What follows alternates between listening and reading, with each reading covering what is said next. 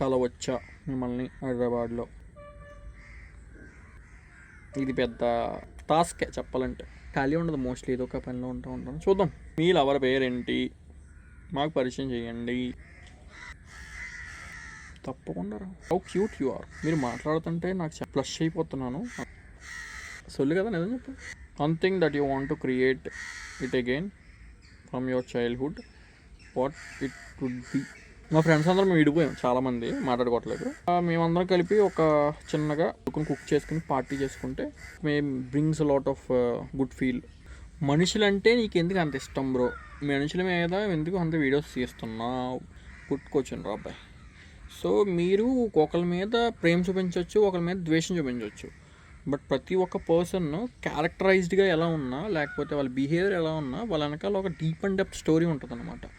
If you know about that story, మీరు ఆ person మీద ఒక ఇష్టం అనేది పెరిగిపోతూ ఉంటుంది అనమాట.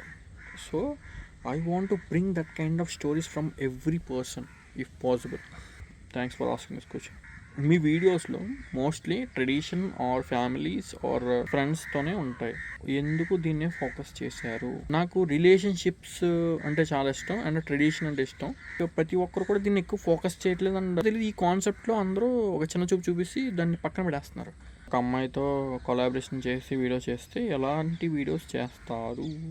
మోర్ ఓవర్ అమ్మాయితో వీడియో చేయాలనే కాన్సెప్ట్ అయితే లేదు. అయినా అమ్మాయి వేరు అలా అని కాదు. But if collaboration happens without having any kind of boundaries going forward అన్నట్టు ఏముండదు. I have some kind of boundaries, అది ఉంటే ఆ రీతిలో అది ఉంటే చేస్తాను, ఎలాంటి కొలాబరేషన్ అయినా. Otherwise I don't do that. సినిమాల్లోకి ఎప్పుడు వస్తావు భయ్యా? హీరో మెటీరియల్ నువ్వు, నేను. ఓకే, మీకు ఏమంటే ఇష్టము?